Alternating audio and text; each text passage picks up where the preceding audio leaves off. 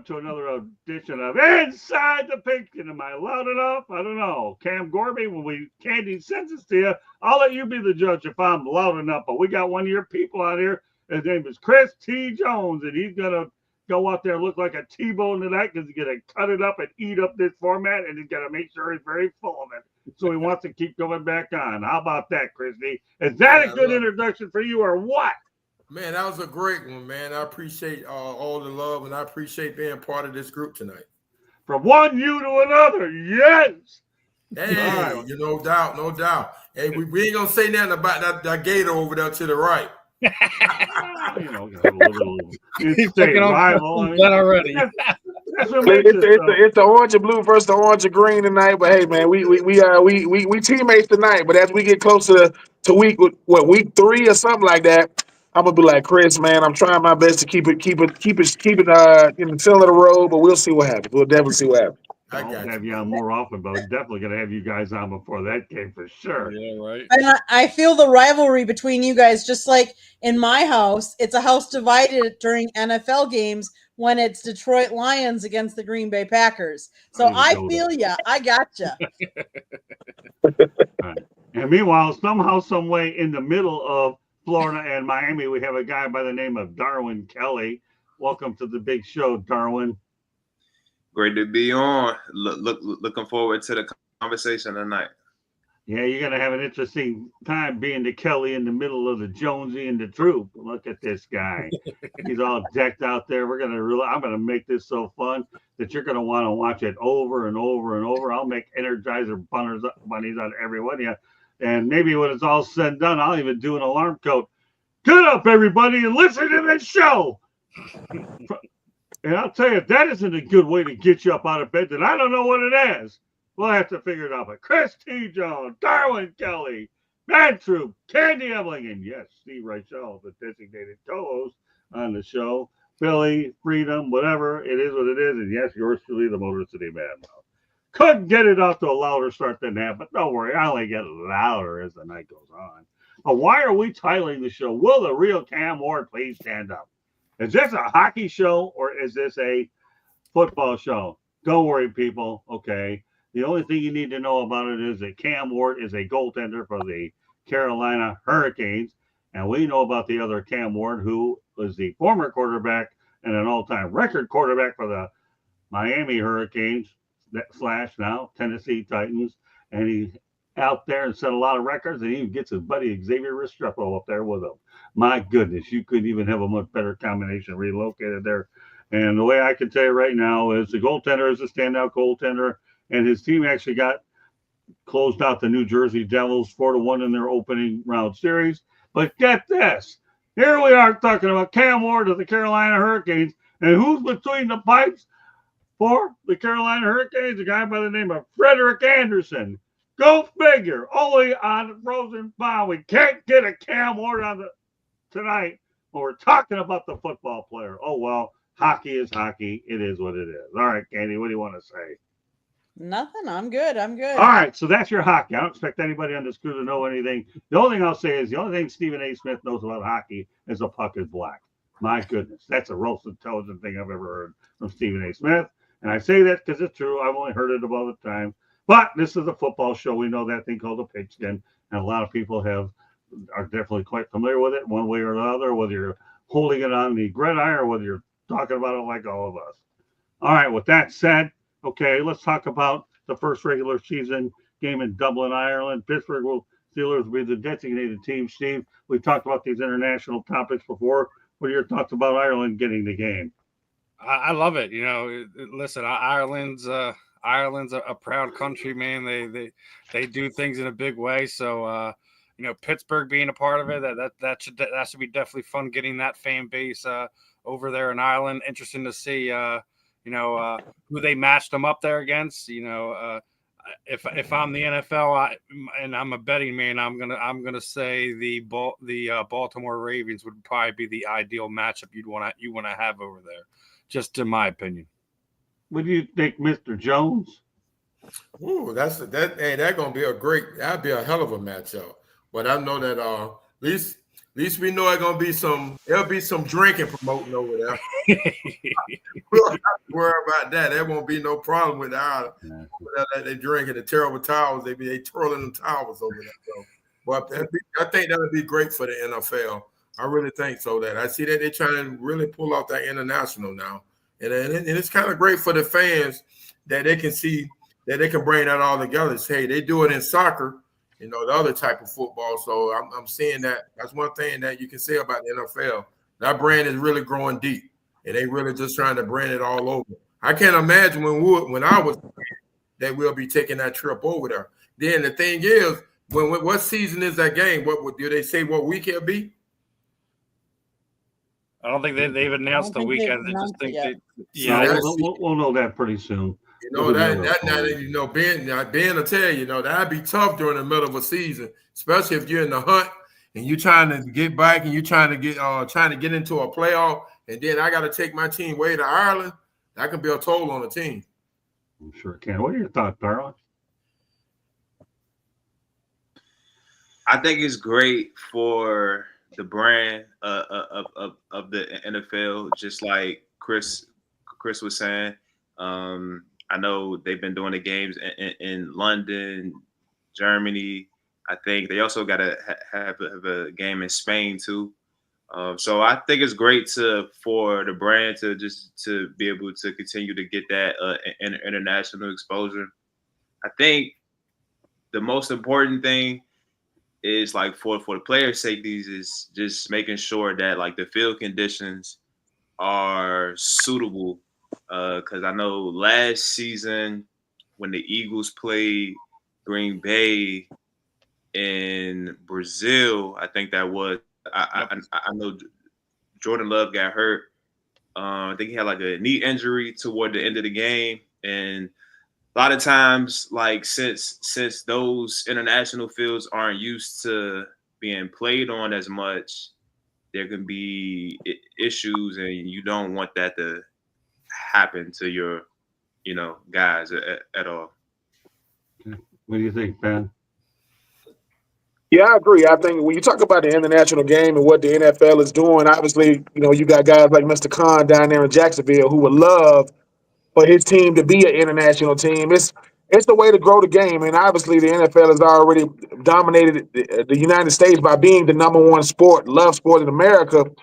When you go overseas, it's how you continue to show why certain teams are loved. And I get it. The quarterbacks are the reason why we watch in the National Football League in America. Overseas, it's the colors, it's the teams, it's the tradition. So I agree with Chris, though. I mean, that on the way back, the only person sober on the flight is the pilot. Ain't nobody else gonna be sober. That's a long flight just to get there and back. And I do agree. When you do these games, not that you do them, it's gonna have a big bearing on it, because while the players don't have a choice in doing it, if you are in the hunt and you got to go in the middle of the season, they're gonna look at it pre international game and post international game. But hey, man, that's what goes on. And with teams like Pittsburgh, it doesn't get much bigger than that. I'm just gonna be counting the terrible towers because, I mean, ain't no more. We far removed from the Ben Roethlisberger days. Now we got to see who the quarterback gonna be. Forget Pittsburgh. Is it gonna be Aaron Rodgers? They waiting on him. But right now it's up in the air. But I do think the way that the NFL has grown the game is, one of the best I've ever seen. All right, I'm gonna let Candy go ahead with it. So so they're playing the 2025 NFL Dublin game will take place at Croke Park. Do you know that an NFL game was played at that same park before? And it also included the Pittsburgh Steelers, but it was a preseason matchup back in 1997 against the Chicago Bears. Now, why are the Steelers over there? Did you know the Pittsburgh Steelers will play as the designated team for the historic first game? Steelers president Art Rooney II and his family have a rich history and deep connection with the island of Ireland, having family from New Rye country down. The late Dan M. Rooney, Art Rooney's father, served as U.S. ambassador to Ireland from 2009 to 2012 and was the co-founder of the Ireland Funds charity.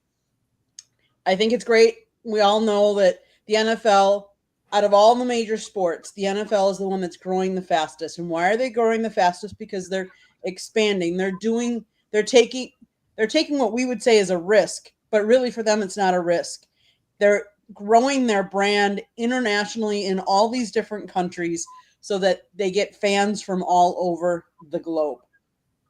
They're smart, and this is a business, and they're growing their business. So kudos to them. Let's go to the chat room. Then we'll turn it over to Steve. Ralph Williams, I get the NFL is trying to expand an international market where travel is tough and other logistical problems too, but they're going to keep doing it. They're going to keep making a lot of money. And with all due respect, we'll be talking about the fact that I know that there'll be a lot more international games down the road, but glad that we had him chime in. All right, Steven. Wait, can I say one last thing before Sure, Steve go goes? ahead. When you're talking about the travel is tough, let's face it, we just had the Big Ten expanded from East Coast to West Coast. True. Their travel is terrible. Last year's Stanley Cup, Florida Panthers against Edmonton. True. I mean, like, travel is there, and that's part of what they sign up for when you sign up to be in a professional athlete in a professional sports. Great Okay. points. No, that's a good point. Like I was gonna get ready to basically say, like, listen, people sitting there saying the international travel market, it's tough, logistical. It doesn't matter if it's week 1 or week 18. These guys are paid millions of dollars, sometimes hundreds of millions of dollars. It doesn't matter if we're talking the players, the NFL, whatever. This is what you sign up for. This is why you're a professional athlete. Right.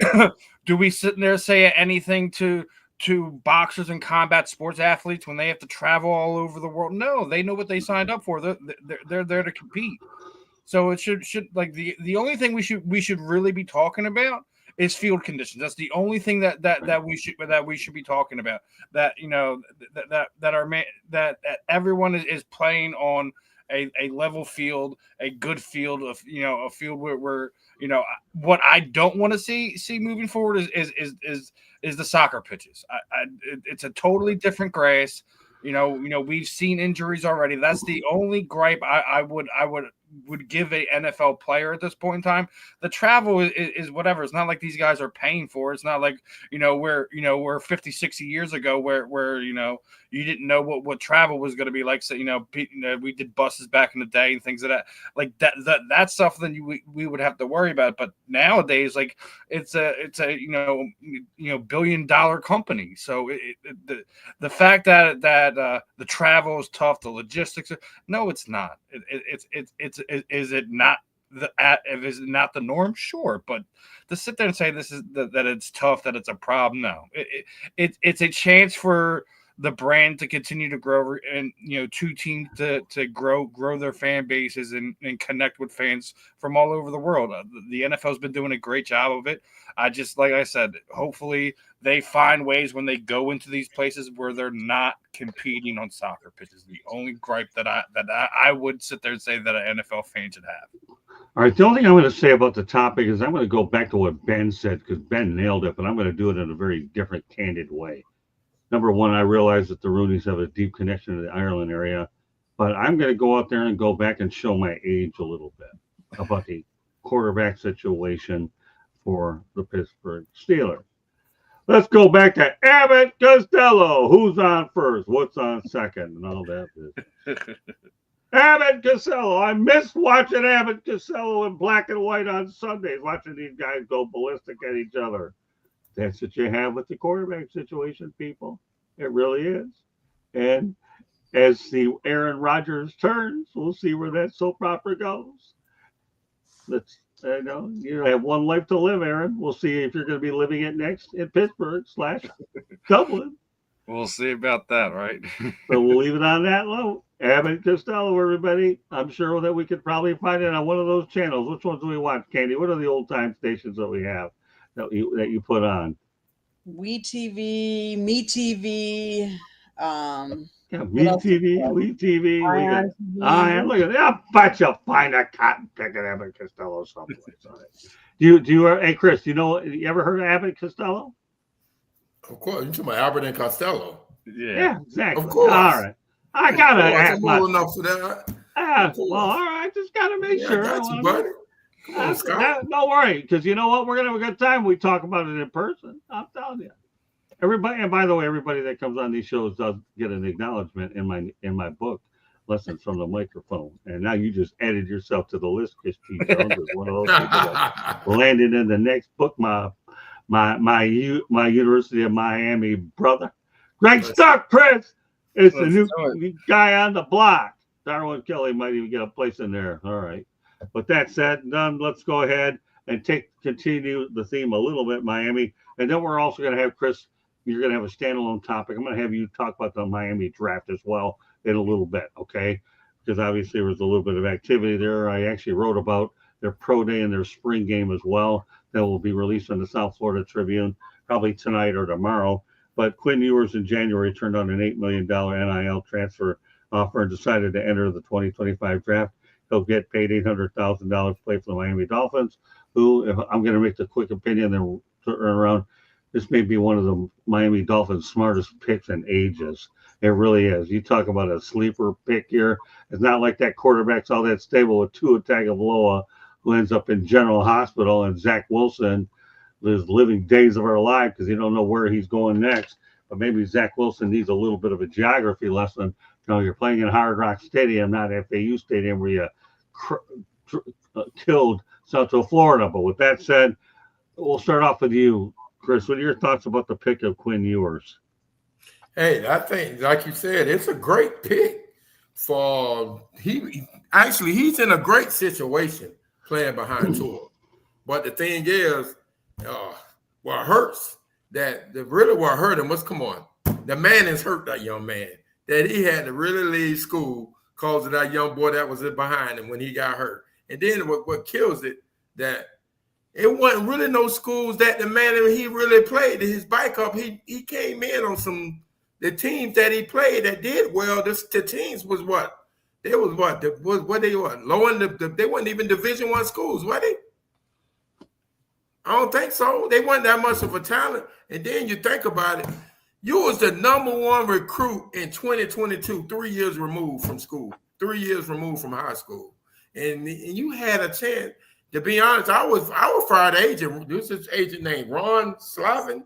You had a chance to go get some money in the NIL and make you some serious and really work on your craft, and that you had the opportunity. And I don't see what made you want to come out, to be honest, because you didn't have a real full great year of school. Because you seen how they was putting Manning in and out, trying to push him along, and then you see that a lot of schools wanted him from an NIL deal. He lost millions, and then you want to go to the big boys, and you had to know. So you had whoever told you that, but guess what?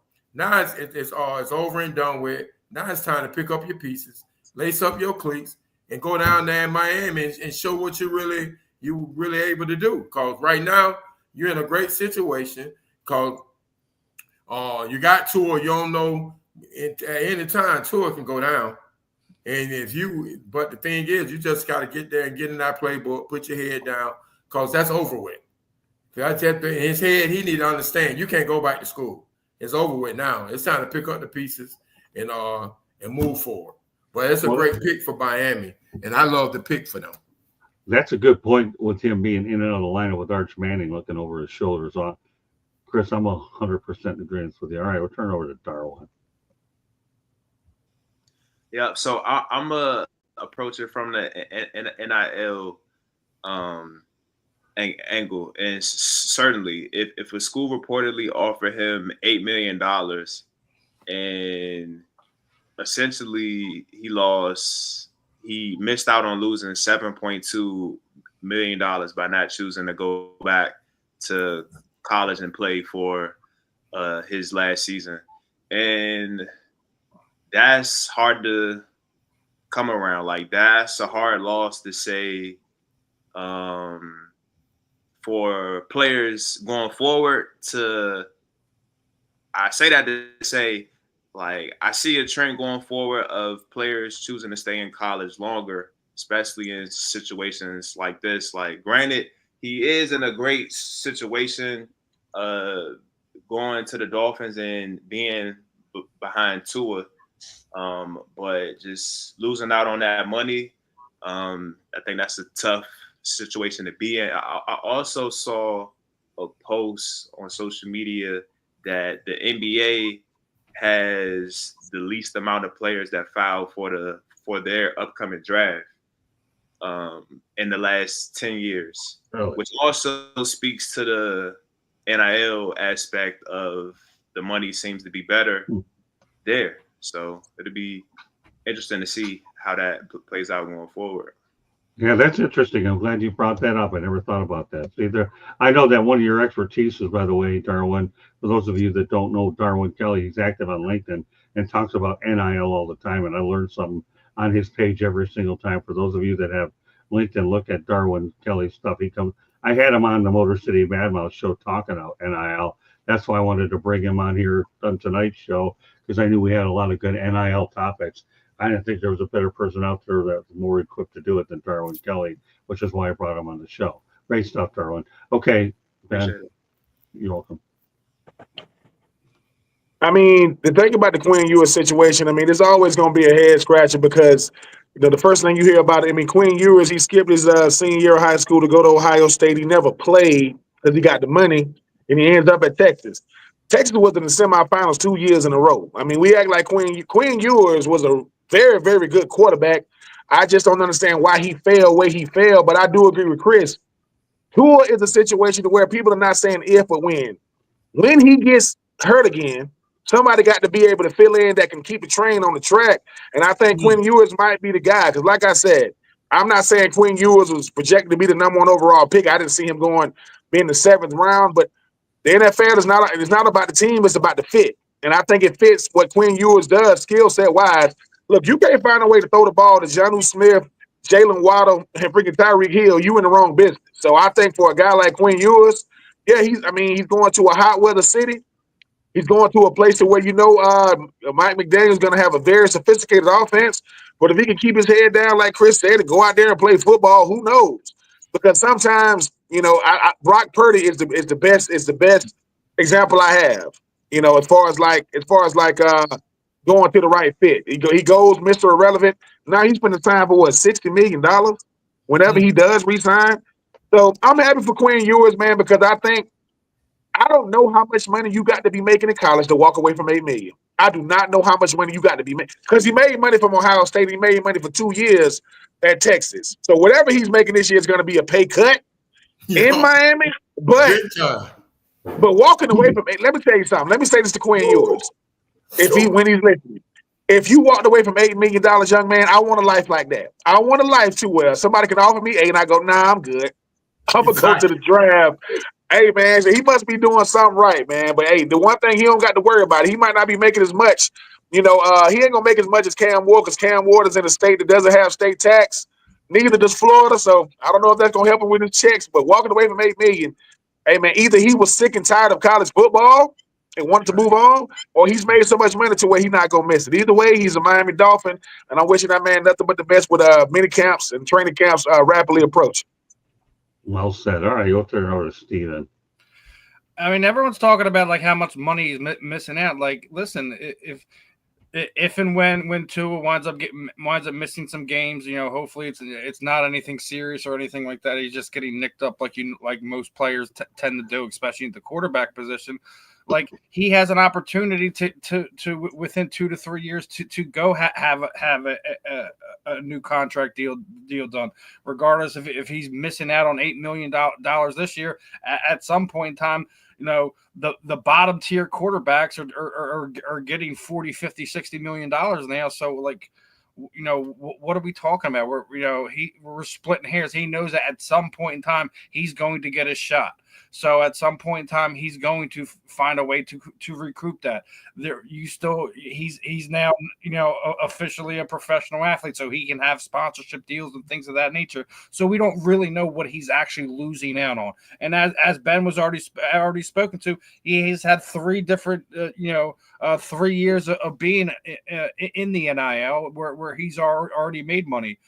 And as Dwayne was talking about, like, listen, we're we're in a different age where a lot of these guys are going to be staying longer. Are we going to nitpick every year where a junior goes earlier because he wants to get his shot in the NFL instead of seeing what NIL is going to be doing? Right. I don't think that we're going to be doing that for however many years. With football, with basketball, etc. It's something I don't think we should kind of get in the habit of, because listen, these guys are professionals now. They have the opportunity to be making millions. Yes, initially they're going to be getting hurt. They're going to be getting hurt financially wise, but you've already been getting paid over the last X amount of years as being a collegiate athlete, where most of these guys who guys like Chris, I'm sure he would have loved to have a chance at NIL when he was in school, right? Man, y'all would be getting paid down there in Miami, right? Man, they'd have had to pull me out of Miami. That's what I'm talking about. Exactly what they had to pull me out. I'm sorry. Now the NFL can wait. Exactly. This is what I'm saying. Like, you're gonna have it where these guys are be better off, and the guys that you're gonna be getting that's gonna be professional athletes are guys who truly love the game. It's not gonna be about where's my bag, where's this check, they're already going to have it to the point where you don't have to sit there and worry about, like, is that what this guy's ulterior motive is? Is that what drives this guy? I mean, listen, every man's going to be different. We all got different wants and needs and things of that nature, but I don't think we should be sitting counting anyone's pennies that or dollars that they're missing out of their wallet. Let's see what this kid can do. As we're already talking, he's going to have opportunities down there in Miami. Let's see what he does with it. He has to, as we've already said, get in your playbook, figure out the scheme, and do what you've done best over the last 4 to 8 years. Go turn with Candy. Everybody doing a great job. I'll tell you, I'll have a voice by the end of this show. So I'm thankful because I actually have something that I can contribute that none of you guys have talked about, and we're all talking about the same thing. Let's face it. What was his dream? His dream is to probably play in the NFL. So how he gets there as quickly as possible, he's afforded much different benefits and packages now that he's no longer in college. So he gets insurance, he gets all kinds of other things. Yes, his base salary is going to be lower. I get that. But now he has no restrictions on what kind of endorsements he can have or what commercials he can do. The other thing none of you touched on is maybe he didn't want to. There's two things. One, this quarterback draft class everybody has said wasn't as deep, didn't have as many. They're thinking there's going to be more better quarterbacks next draft class. So does he want to wait a year and be in that draft class? Two, I'm going to put out a name to you guys. Jordan Travis got hurt on the last game he played for Florida State. Never played in the NFL, was drafted, but never played because he's injured. Maybe he doesn't want to become the next Jordan Travis. I'm sure Jordan Travis had some Lloyds in London. That's why he ain't probably attempt to play no more. The Lloyds of London. Well, if we're gonna go back there, let's talk about a Miami situation where, what was it, Frank Gore had some type of insurance that covered that injury. Trust me. Let me tell you, everybody thought that Frank Gore was done, but he had shattered both knees, went on to have a pretty good career. You know, when we was playing in school, we did have that insurance in college, especially that when the way he was looking, he was going to be a high pick. And that's probably what the stipulations were. If he played so many games, probably in the NFL, or even in they count the preseason games when you have an insurance. That could have been nullified. And that's probably why he probably didn't keep going. Jordan, the Travis kid. Interesting points all the way around. Good. The only thing I'm going to say about this is, number one, not all your quarterbacks in the first round pan out. All you have to do is look at other rounds like Drew Brees. How did it work out in the second round? What about Joe Montana? I thought he was pretty good. So what about Tom Brady? So the reality of the situation is that's what kills him when a lot of the commentators says this. When they said, yes, a lot of those guys they are rare. They prove themselves in the league. These guys that they trying to compare, yes, you went fourth, you went fifth, you went sixth. Right. Them guys prove themselves like being a Ted. They prove themselves in that man's league. You can't, as a commentator, you can't be like, well, son, well, you went like Tom Brady 6th round and this and that. You're not a Tom Brady, brother. That's rare. I don't like when people be using those comparisons, because when you get your own individual, when you step your foot on that in that league, nobody cares about what you did in college or whatever. These are grown men with families.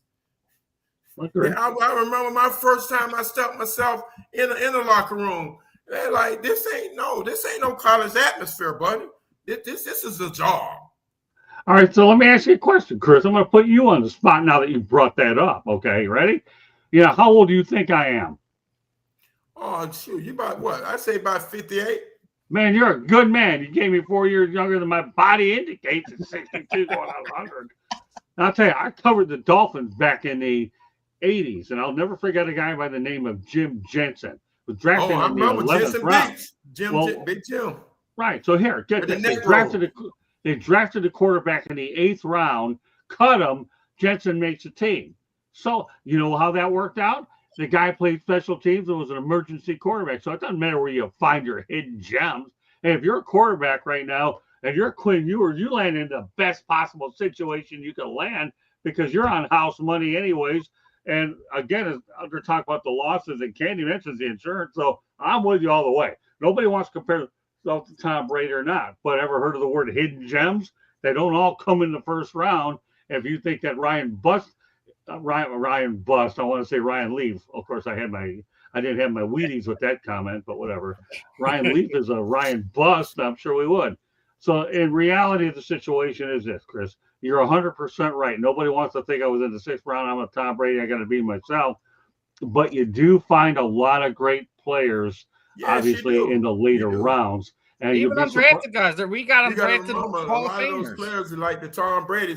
Imagine if he didn't get hurt, we probably wouldn't have seen Tom. Oh, no question. And there you go. You just validated my point even further. Great stuff. Great first act, Chris. I'm telling you, I can't wait to see you at Hard Rock. All right, great stuff. A lot more topics to get to, Darwin. So the next time you ask me how long the show is, you ask how fun it is, you're going to have your answer because this crew is loaded with characters. All right, and I hope I'm not going to keep you up too late, Chris, because we're just getting warmed up here. We have a lot of good. All right, my man. As a hurricane, I got to outdo a gator. We got the gator. See that gator over there look well rested. You see him over there taking his notes. That boy, they're good. No, I'm not. Listen. No, I ain't taking no notes. I ain't taking no notes. SATs. I'm studying for SAT testing next time. But we gonna have this right. Trust me. All right. Hey, listen, I got some Gator information. I'm going to go out there and add a little fuel to what you guys are doing later. I was digging it up while my guys were having a blast. All right, well, let's go to the Detroit Lions, a team I grew up with anyways, and helped me get to Super Bowls because I had some good contacts to do it. But the Lions did trade up in the 3rd round and selected Arkansas wide receiver Isaac Tosla with the 70th pick overall in the NFL draft. They traded up with Jacksonville to do it. He's a Michigan native and also played at Hillsdale. Can you imagine what it's like when this guy fits in with the likes of Amon St. Brown, Ron St. Brown? You also have Tim Patrick in there. You got Sam Laporta, Jamison Williams. What do you think, Chris? This is going to be a pretty interesting group, isn't it? Oh, that's a great group, man. That's all he got to do is just come in,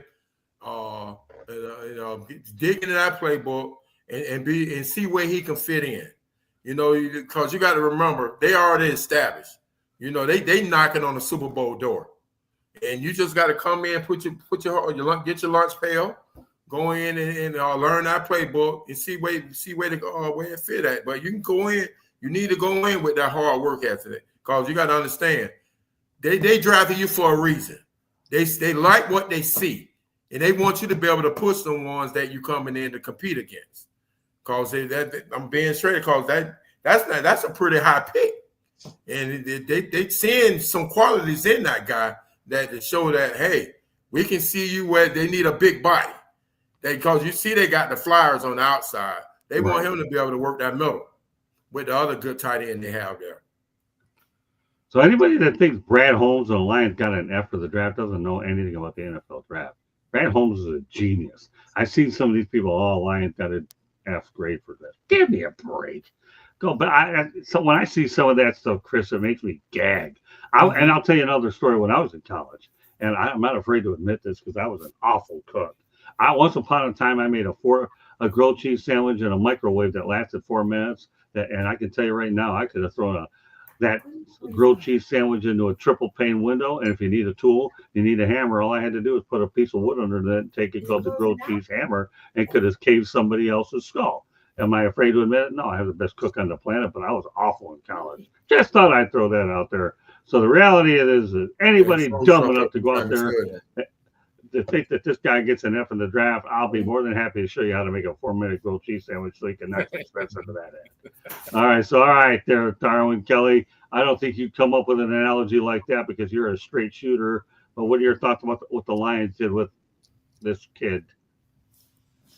I think it was a good pick, especially just like Chris said, it certainly was a high pick, grabbing him in the 3rd round and trading up for him too. So being 6'4", I watched this highlight tape. Seemed to have great hands. Could be the deep ball guy. So the offense is already loaded. So I think it'll be a great addition for sure. What about you, Ben? I mean, you can never have enough weapons. I mean, Chris, these guys are hitting on the head. I think what the thing about the National Football League is I always want to make sure that my twos are on the drop off from my ones. You know what you're going to get with the starting guys, but everybody needs a breather. So when they do, whether it's injury or just the nature of the beast, I want to make sure that we don't miss a beat. I mean, the guy that's going to make it all go, it's Jared Goff. People don't talk about how great he's been since he's been in Detroit. I mean, played Matthew Stafford twice, beat him twice. And I just think that it's crazy, even though I got to agree with Chris, they are knocking on the Super Bowl door. Never been there, but I think that a good teams get great when they add pieces and those pieces fit. And yeah, I just think for this Detroit team, yes, I see what Chicago did and what they've done for Caleb Williams. Yes, Jordan Love got to stay healthy. We're going to see how Minnesota's going to look when Sam Darnold's not going to be there. Detroit is saying, look, man, we don't care who you are. If you in the North, you got to deal with us.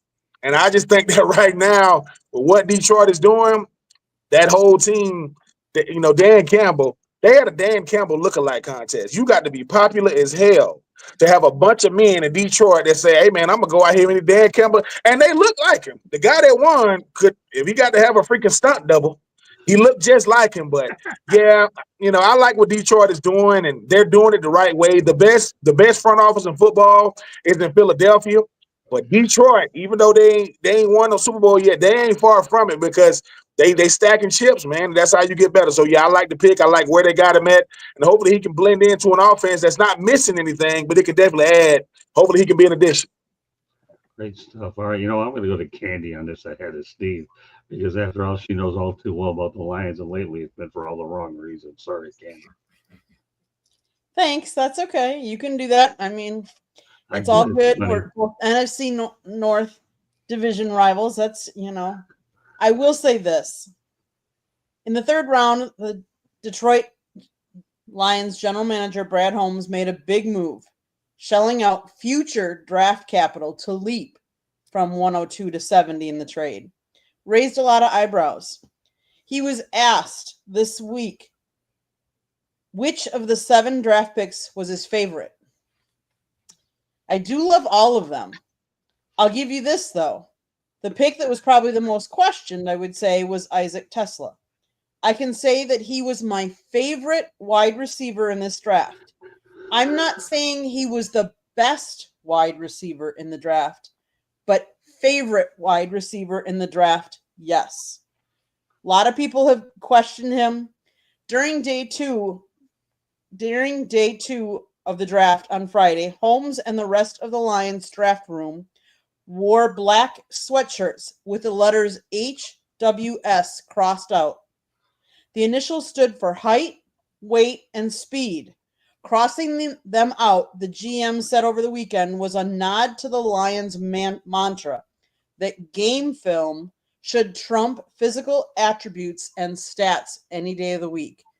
What the Lions have done have found pieces that fit in their family, in their tight-knit family, that gel and work together. They work together as a team. Let's face it, you have two running backs. Most teams don't have two running backs that they're not selfish. They don't want it. They want what's best for both. Your guys want to play for Dan Campbell. Kneecap biting. I mean, whatever it is, but these guys are fighting. These guys are playing hard for their coach. They're a team that gels together, and that makes a big difference. Big difference. Well, it's worth noting there have been a couple interesting Miami Hurricanes that have done well with the Detroit Lions. One of my favorites was Brett Perriman. Oh, I used to love Brett Perriman. We used to have some of the best interviews all the time in the Lions line.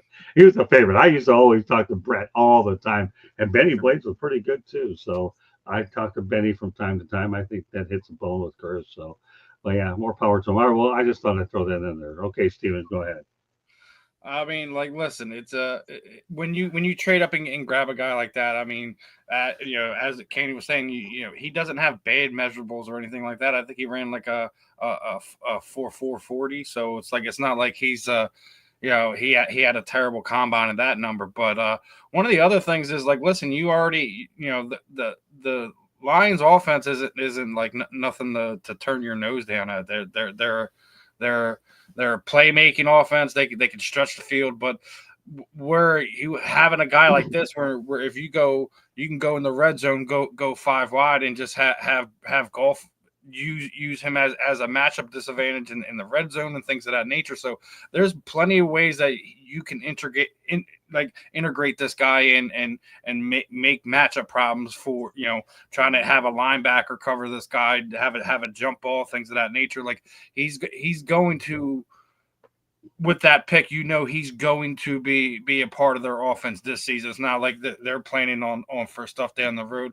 And even as we were already talking about, like, when you got one of those, 9, 10, 12 play drives, your guys are going to need a breather.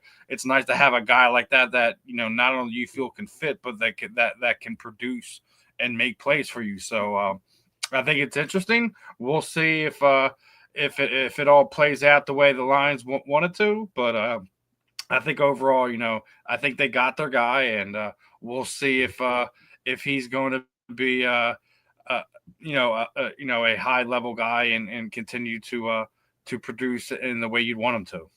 Well, keep one other thing in mind. They did exercise the 5th-year option on Jameson Williams. You know what's going to happen with him afterwards. So this might be a pick that's an insurance pick later on down the road. Greg Rice, good to see you for the first time, or I believe second. But I know you're checking in with YouTube.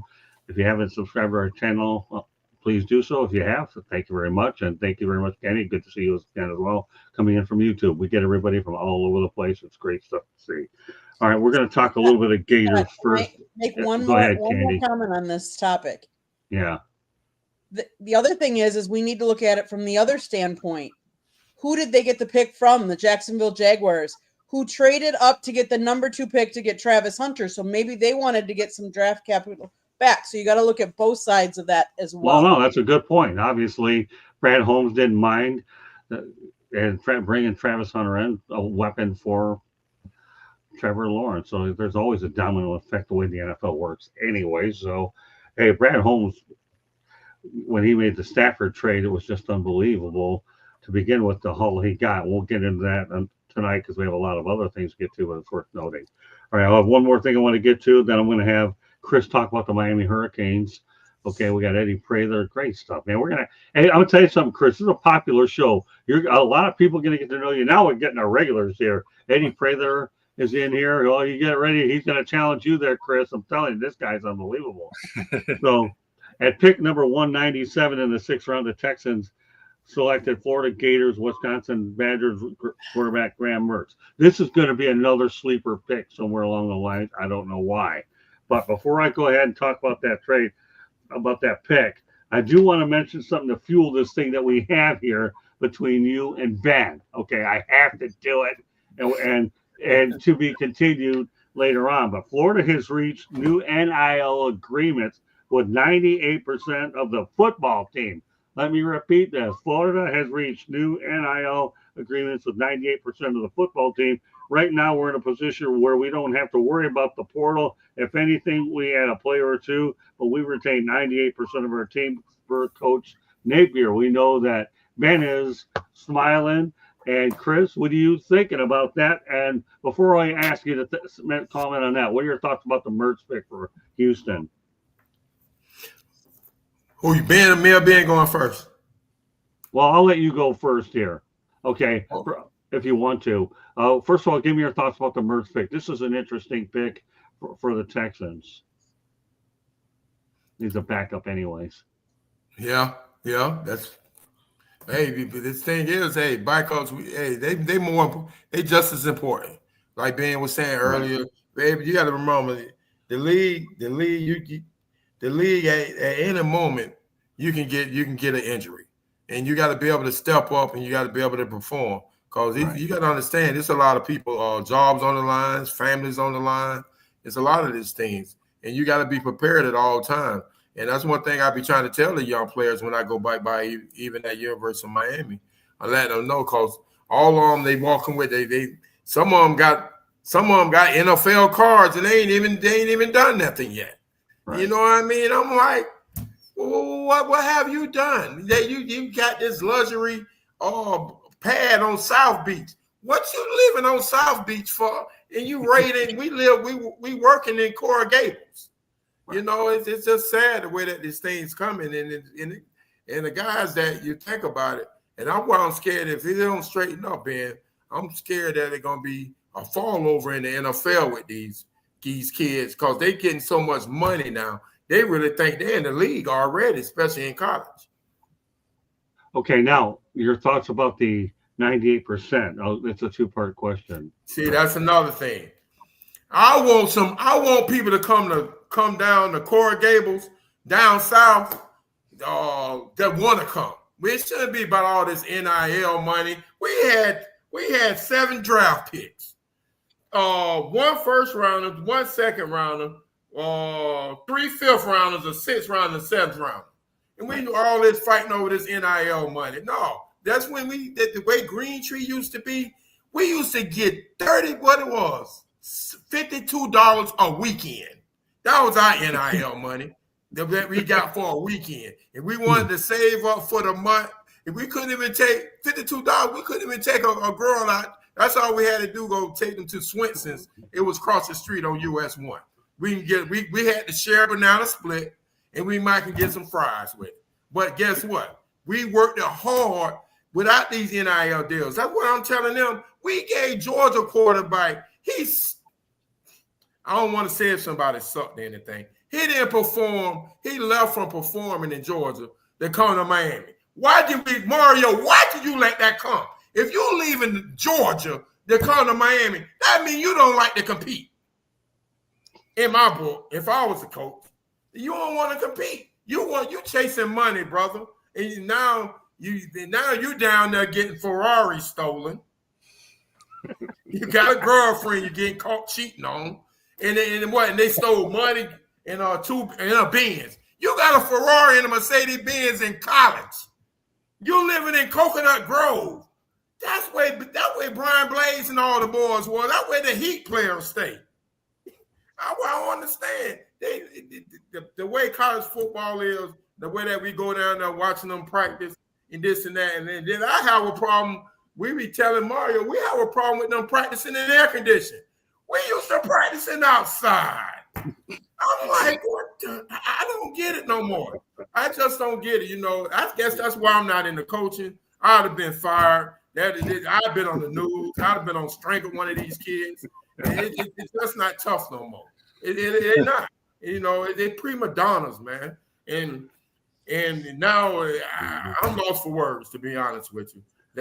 Everybody just compete for NIL deals. It's like you going in a household now that it's like coach or the mother asking, what can you do for my son? What happened with, well, you getting an education. You're getting an education. You're getting fed good. If you good, you're going to get all the perks. I get it. the NIL, but they need to put some stipulations on that.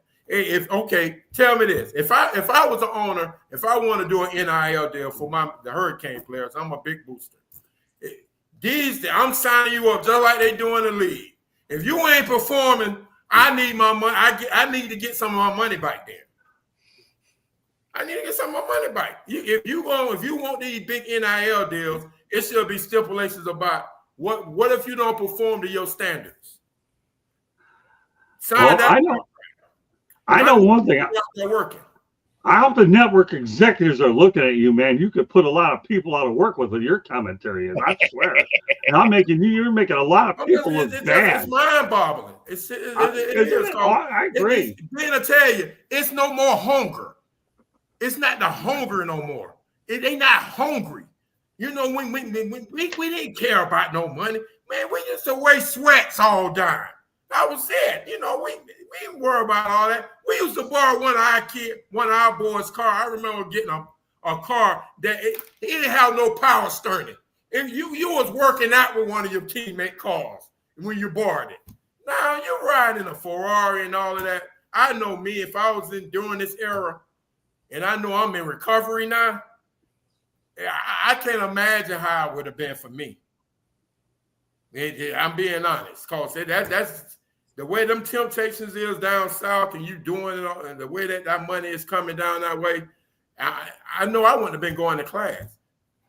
It'd have been, come on, man. Well, you making more than coaches, assistant coaches. You my coach. I got a $4 million NIL deal, and you coming at my head, embarrassing me in a meeting. I might snap and say, "Who the hell? What you gonna do? Ain't like you can cut me. You gotta play me, cause you know that booster don't gave me $4 million. You can't bench me." That's funny. He's preaching right now, man. I'll tell you one thing. Hey, Kenny said that, Chris. I want you to be my lawyer. That's my piece. Well, I know that's unbelievable. I don't think I've ever had anybody top that one in all my years. And let me tell you something, Mr. Jones. I've been in this business 45 years, and that was one of the best rants I've ever seen. I can't wait to see you in person. I might even have to. I'll actually have to buy you a steak over at Black Rock Bar and Grill in Fort Lauderdale for that one. Fair enough. I guarantee we'll stuff you good so you can come up with more content like that.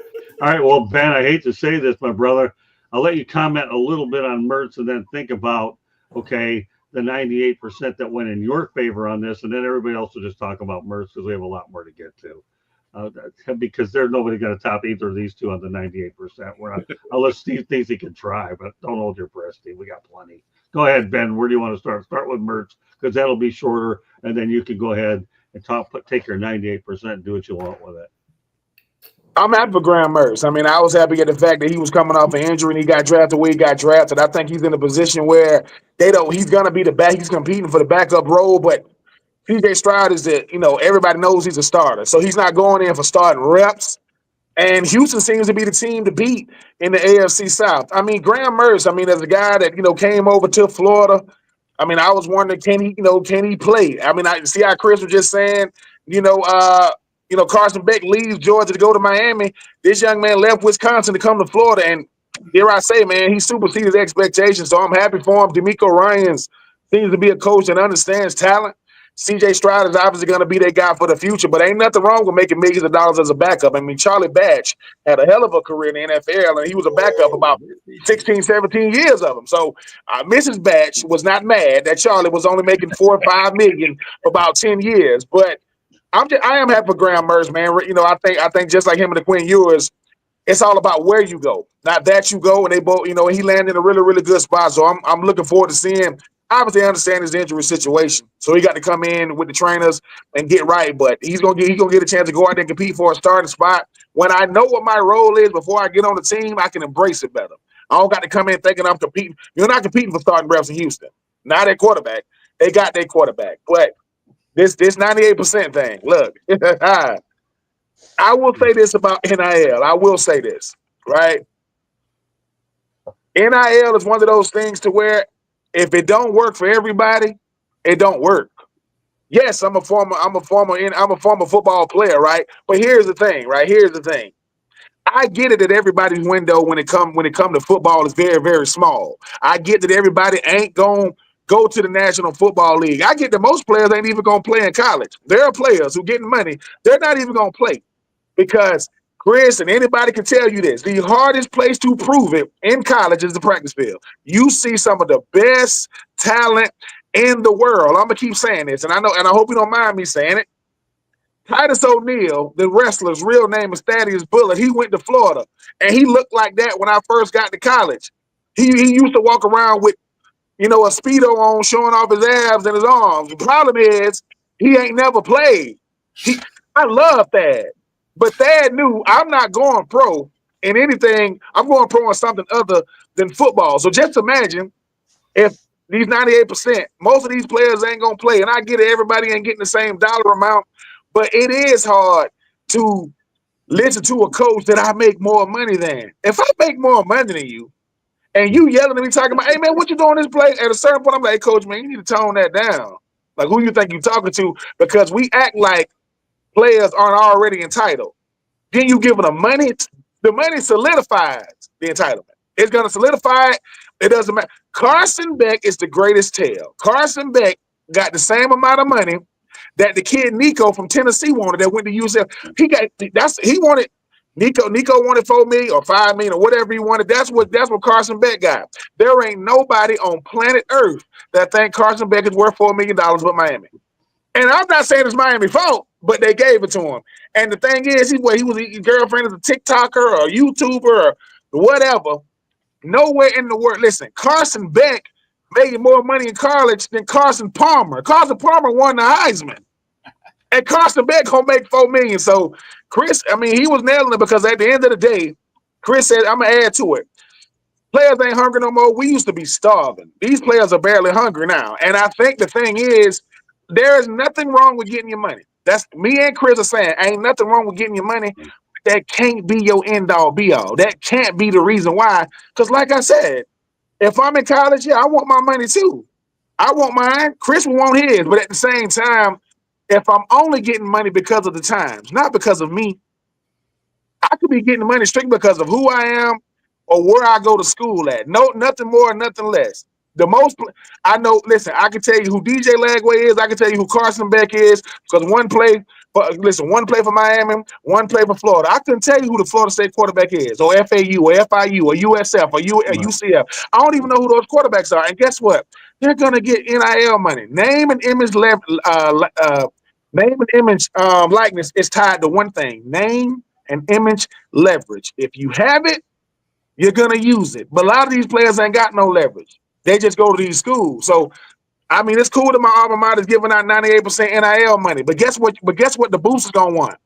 You know who gave out the most NIL money in 2024? Ohio State. They want it all. So when you put that kind of stuff out there, the boosters gonna say, okay, I want my forget NIL. I want my ROI, return on investment. I want it. And if they don't deliver it. Hey man, that's why I talk trash on these mics on these microphones and this is what I do now. I'm a media personality because I can sit back and talk trash. And Chris can agree with this. Listen, the older I get, the better I was, boy. The older I get, boy, I was the truth when I was out there. They had to pull me off the field because I can no longer go back out there. So every time I see kids younger than me, I said, boy, if I got to get up out this chair, I'm not gonna get up out the chair. But I'm gonna say, boy, if I got to raise up, I'm like a dollar bill off a Players Club. If I got to raise up, it's gonna be trouble. Walk it off. As I reiterated, I guarantee I won't be losing my voice on the show. But you know what, Ben? You open up something interesting. I just want to mention this, and obviously, Chris, you touched on it too. My colleague Adam Lichtenstein and I were over at the spring game, and we were talking. You know who Adam is, don't you? Chris, I think, or he's been with me for the last few years. And he talked about Nico Liamaleva.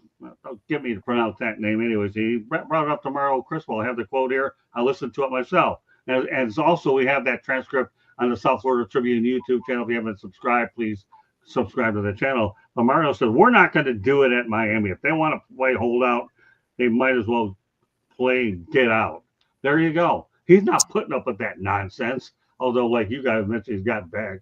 The other thing I'm going to say about Beck is that everything I've heard about him, he didn't suit up the day of the pro game. I just want to see if this guy's worth the $4 million that Chris has mentioned to begin with, instead of hearing all the stuff that we're talking about, the cars, his girlfriend, and whatnot.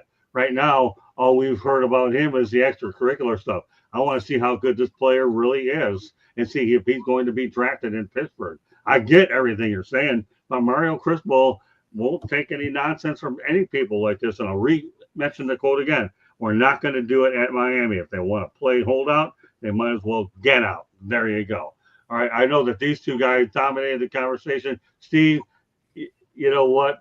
I'll wait for you last because I know Darwin has done a great job listening, and I hope that we've equipped Darwin with a lot of stuff so he can absorb all this information and put it on his LinkedIn. What are your thoughts about not only Mertz, but all the other stuff that goes with it? Is this for Steve or no? We're letting you get a chance. And right now, Kenny says Carson Beck's the 8th ranked quarterback in 2026. So there you go, $4 million gets you the 8th ranked quarterback in 2026. Ha ha. Okay, go ahead, Darwin. And I know Chris is probably laughing deep down inside, right? So I'll start with Graham. So don't want to talk bad about anybody. I'm not really high on Graham, but I think it's a blessing to get drafted. And he does have a great opportunity to compete for a backup role, and it'll be interesting to see like how he comes back from the ACL, and that'll be interesting. And then that's pretty much on Graham. What was the other topic? Well, we're just talking about the 98% of the Gators pretty much. They don't need to mess around with the NIL. They got 98% of their team intact. The other 2% is just fill in the blanks. Yeah. So like everybody has their own perspective about NIL, and I think right now, like you have to cater to the kids because the kids are the prospects. I'm not saying that it's right or is wrong, but that's just the day and age, and you got to adapt. But I do think that there needs to be like more stipulations, because I think athletes, as much as I love and I support athletes, I think like there has to be like a balance in that, because right now it's just too all over the place. And you know, like I think Chris and Ben were saying, like if I make more money than my coach, like my coach can only say but so much, especially if I'm a kid and it's my first time having money, having power. Like it's just not a good situation, especially from like, because most of these kids, like they don't really come from an abundance of like financial resources. So, you know, it's just like a learning curve. But I think over time, the NCAA and everything else to get where it needs to be. Okay, Steven. I mean, Mr. Mertz here, or Mertz rather. You know, Graham's not. He's not like your guy you're going to see at the top of everyone's draft boards, but he's not really that bad of a quarterback. You know, he does have some arm strength. He is a guy that can manipulate the defense. You know, give your chance for your guys to run their routes and things of that nature. But having a chance to kind of you know let his body heal from the injury, be behind somebody like a CJ Stroud down there in Houston. He's not again, we were talking about situations and things of that nature. You know, he's going to be vying for that backup quarterback position. So it's not the worst place in the world he could wind up. He has a possibility to, you know, help that team get ready for, you know, a potential deep playoff run, because you know, a lot of the Texans fans, I'm sure, felt like they should have played a few more games last season. They didn't get a chance to. They got knocked out, things of that nature. So we'll see what happens. You know, how they put it all together. But you know, I think he's an ideal opportunity to heal, learn, and make the best out of a situation. You never know where what you could wind up with, or if he winds up on another team, things of that nature, where just make sure that you're ready for this level. And as far as the other side of it, where the Gators keeping 91% of their guys, that we're talking NIL and things of that nature. Well, that's also making sure that these guys don't wind up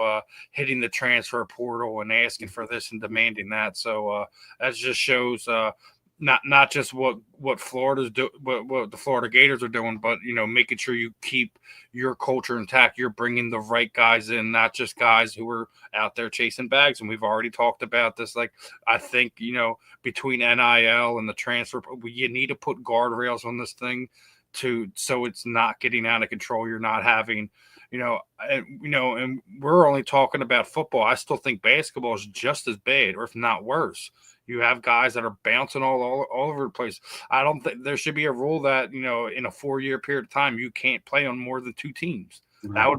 That would probably end a whole lot of this conversation that we're having with it. Like any college player that is in the transfer portal more than 2 years is ineligible for NIL that last year. So something to that effect, to make sure these guys are there for an education, not just for a place to launch and grow their brand as a professional athlete.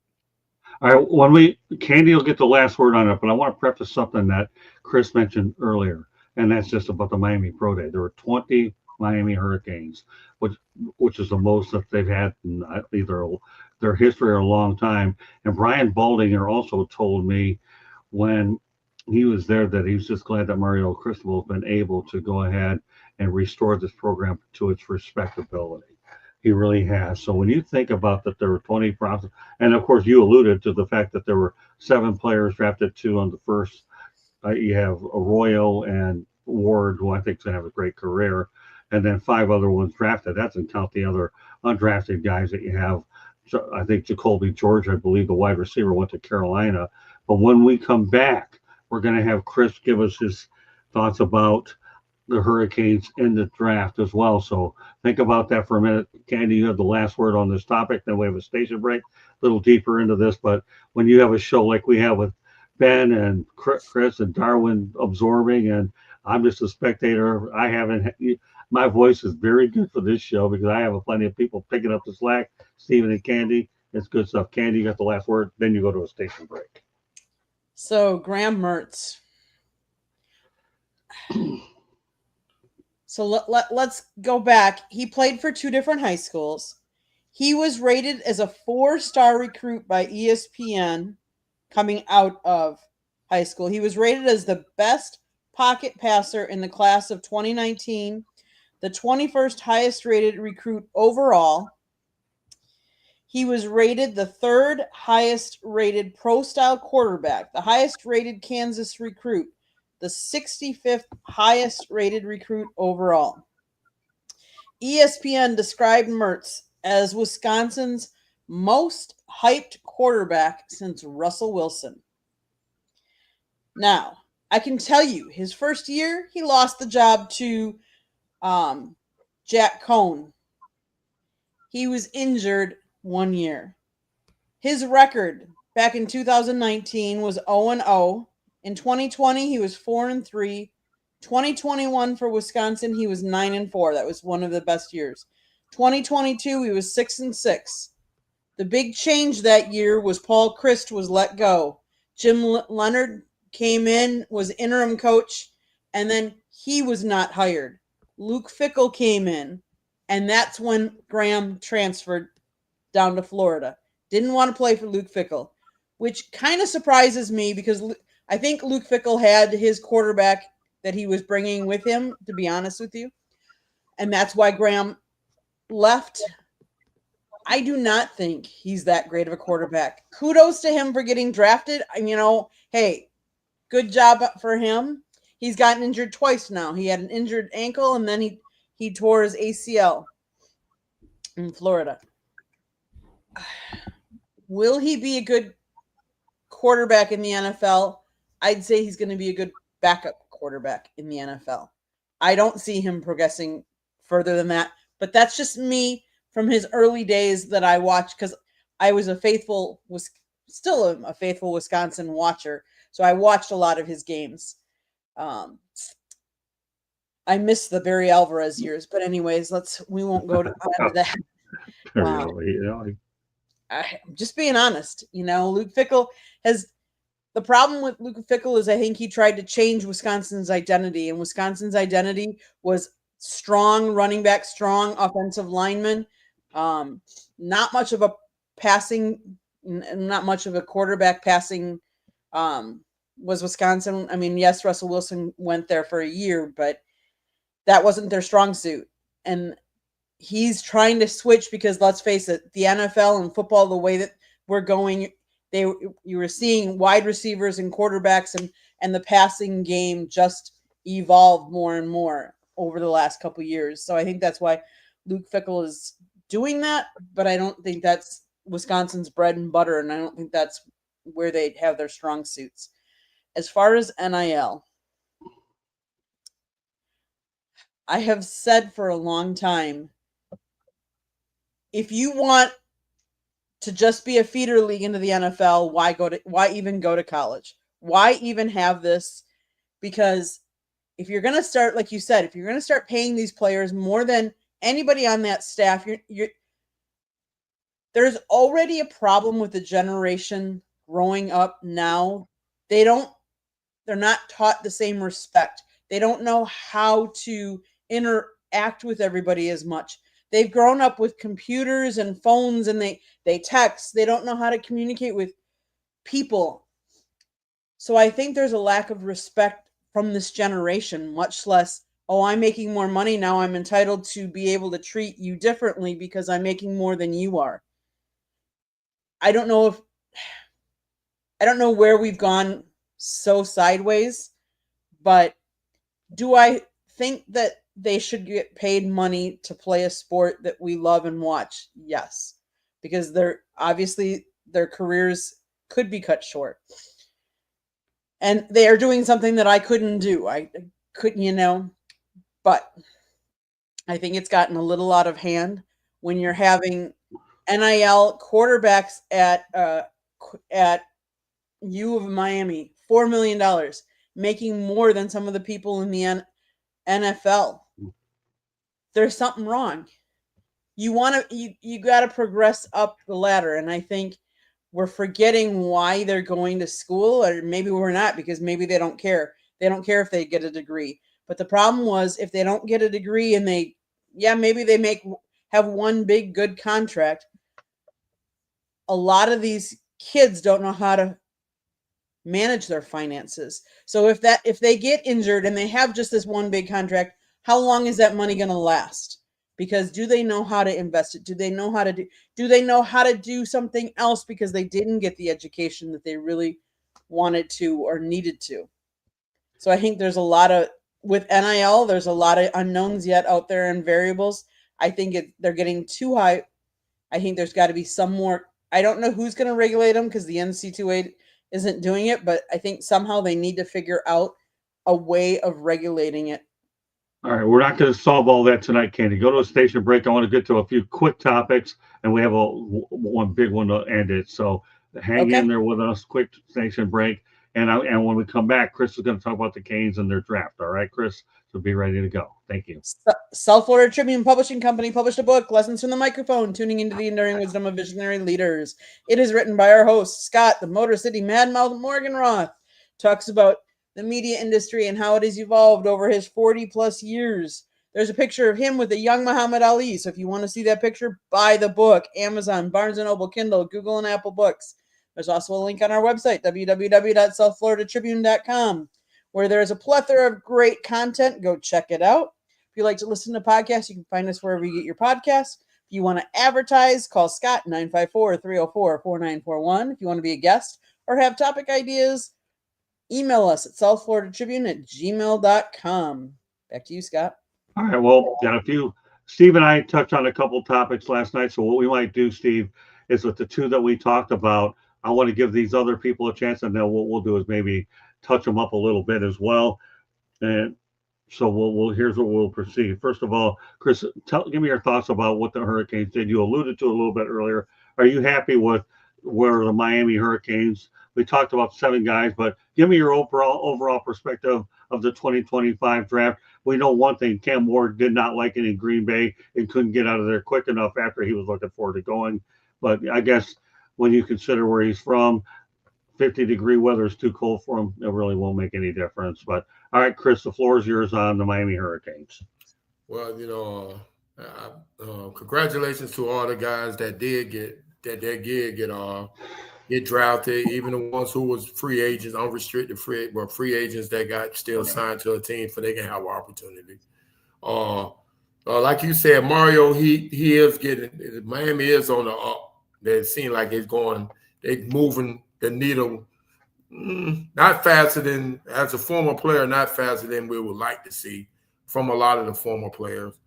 But, he has cleaned it up. And this guy, Cam Ward, I have nothing but great things to say about him. He's one of those humble kids. What I love about him, I call him a humble. He's one of them kids that's humble but got that dog in him. Meaning that he's contagious, meaning that he's a great leader. I can see that when he comes on the practice field or even around in the locker room, that he demands excellence from the players. And I tell you, Tennessee got a great player, man. They got a great player. I'm sure he gonna win that locker room over because he does put in the work. He's not one of them prima donnas. And what I love about him, he's not flashy.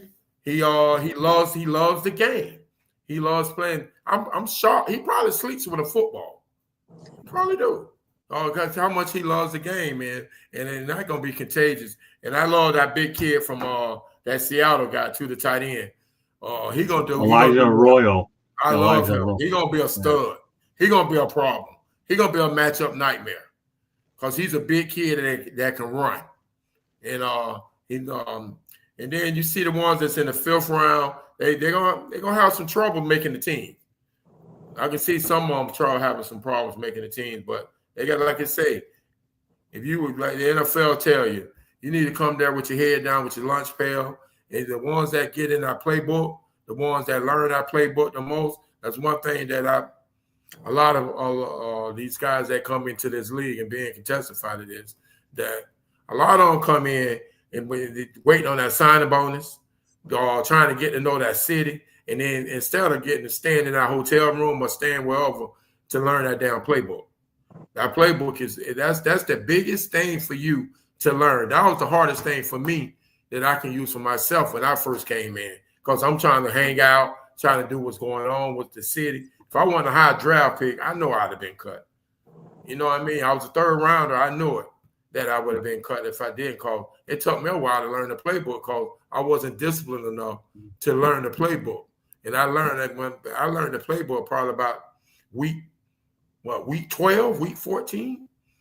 That was at the end of the season. I knew the playbook. The following year, that's when my natural ability took over. So that's one thing I be telling the young bucks, hey, man, get in that playbook and dissect it, man, and get in that film room. Be a locker room rat. Being around, man, I'm telling you, that's the only way, especially if you're a low draft pick. And then the way these draft picks now, high draft picks getting cut within 2 or 3 years. So if you're in producing right now, they ain't even picking up the 5th-year option. So that's one thing that I'm seeing. Ohio State had 14 picks. Georgia had 13 picks. Texas has 12. Oregon had 10.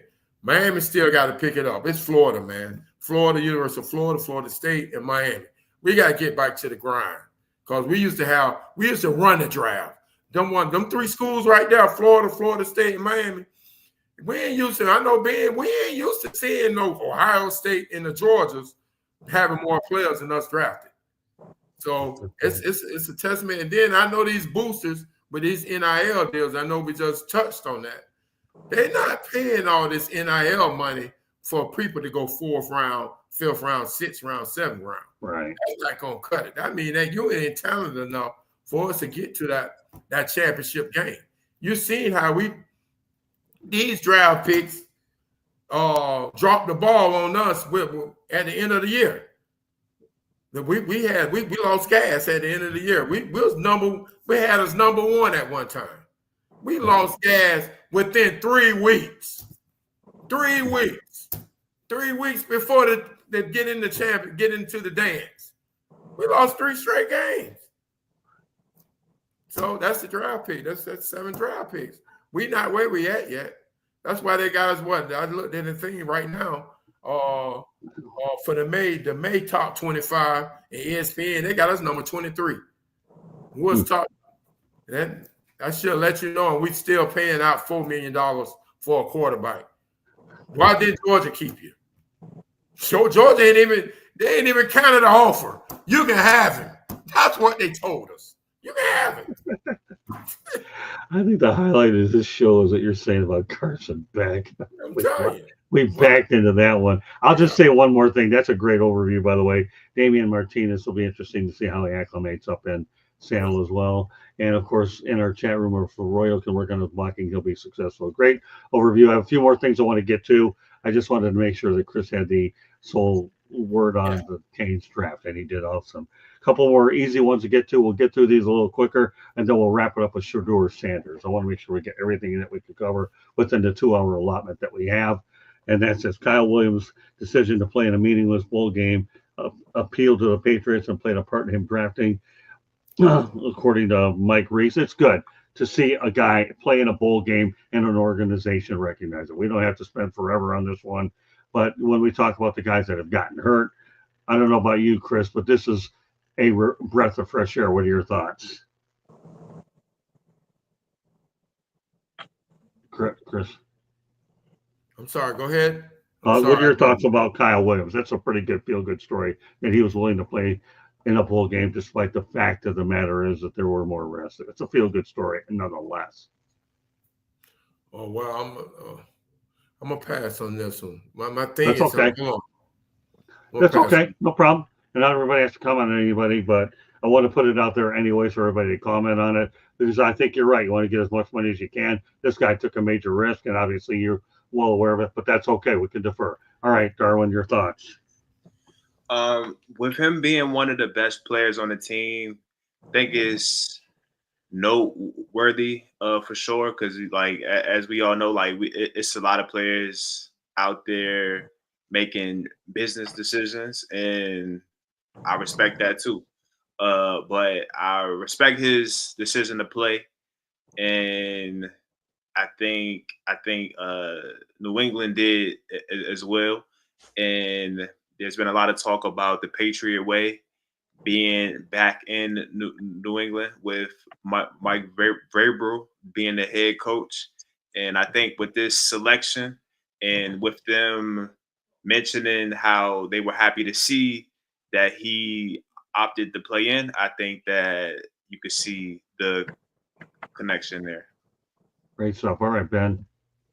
Yeah, I agree. I think sometimes when you get a chance, I mean, when you got a guy like Kyron, everything you do is under the microscope, and you just hope it's appreciated, and it was.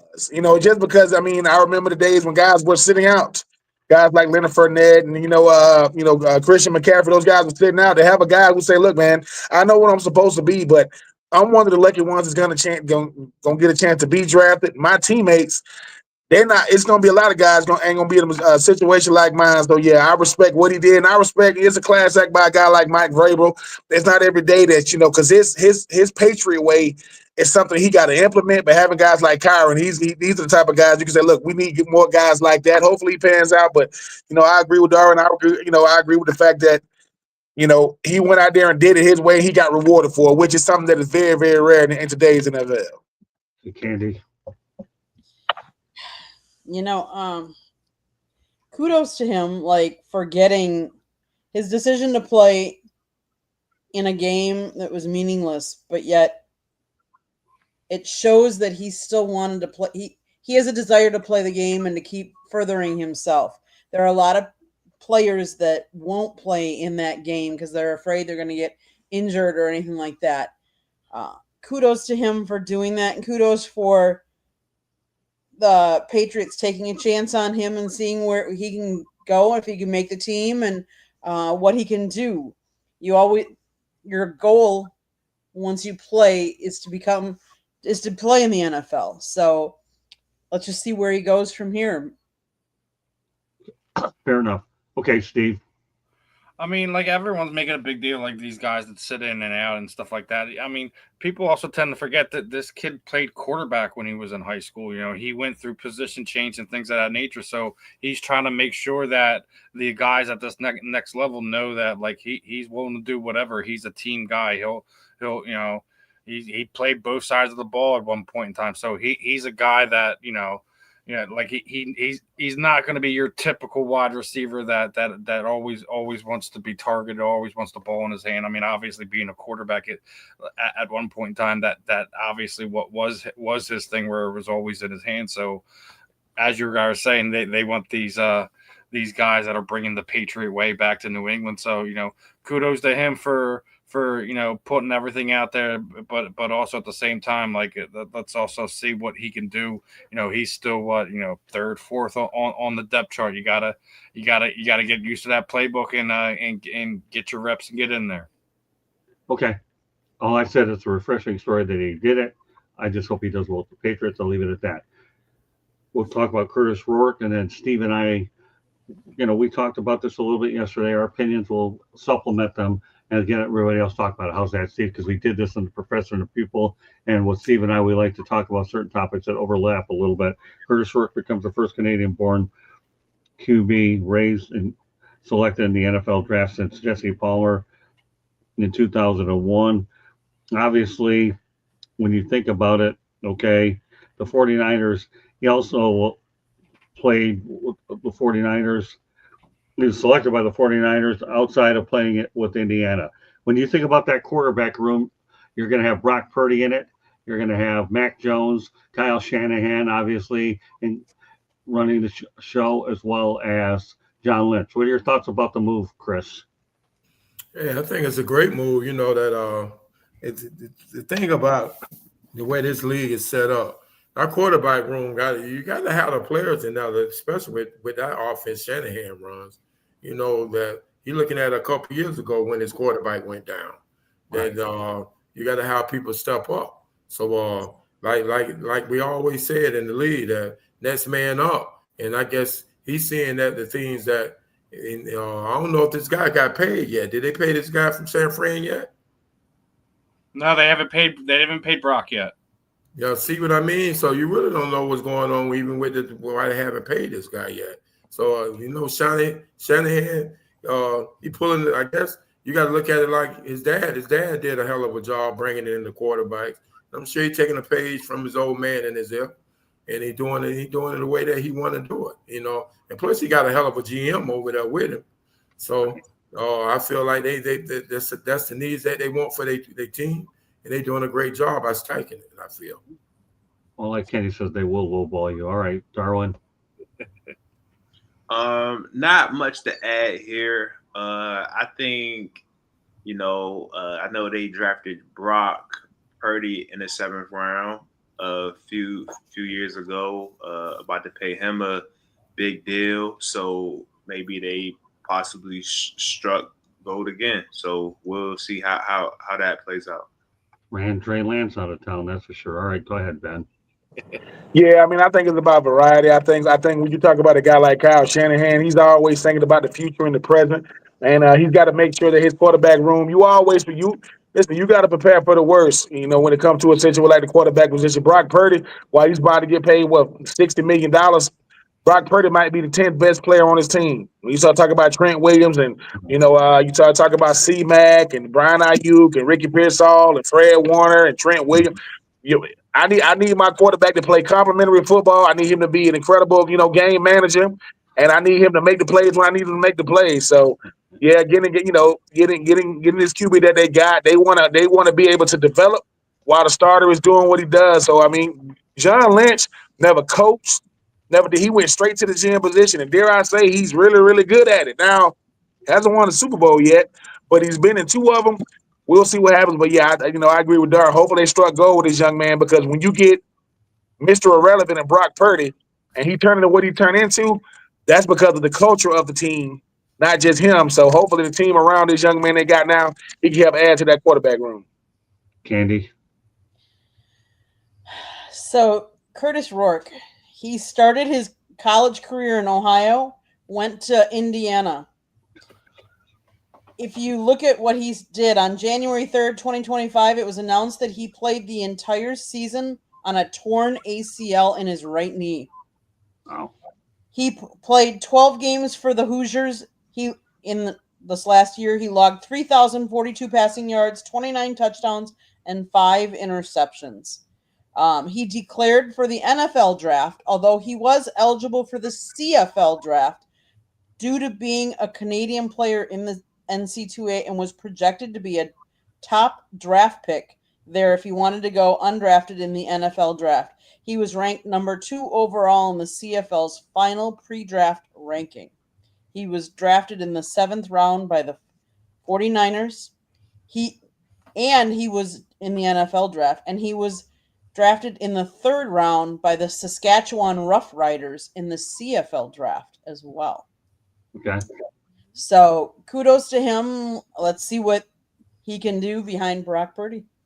Okay, yeah. Candy says 48 to 55 million. I hope not 60. He's probably right. I think that draft choice may have brought Brock's price down a little bit. And don't forget, Mac Jones is the unknown factor there because I think he could develop as well. Steven, I'll give you a quick word on this one. Last topic of the night coming up, and Shedeur Sanders. Okay, Ben kind of already talked about it, and availability is your biggest thing. Right. When you wind up having your wide receiver taking snaps at quarterback in the NFC Championship games, it makes you value that quarterback position a little bit better. So it's one of these things. We'll see if Rourke does make the roster, as we were talking about last night. That might be a little bit of an insurance policy just in case Mr. Purdy wants to be closer to that $60 million range that we all know now. The San Francisco is having money issues about paying guys and things of that nature. We've already seen it over the last few years with Debo and Brandon Ayuk last year and things of that nature. So it's nice to have guys that you feel is good for your system and where you're not overpaying for your veterans and things of that nature. Like we said, Brock's right up against it, getting ready to get his big payday. We'll see if it's closer to a normal range, that Daniel Jones range, because he's not a top 10 quarterback. I know some people like to throw him in there, but Brock Purdy probably fell into the best situation he probably could ever have, and he's ran with it so far. I'm not going to take that away from him, but he's not a $60 million quarterback. All right, well, final topic of the night. I'm not going to say a lot on it. I said a lot yesterday. Shedeur Sanders' lowest contract, if he was drafted in the top 3, would have been $45 million. His value is high. His second round would have been $11 million. I truly believe, and this will be my opinion on it, I'm going to defer to everybody else, is he sandbagged his way to the 5th round with Cleveland. Now he's getting pennies on the dollar. I always say you got him at the dollar store as far as I'm concerned.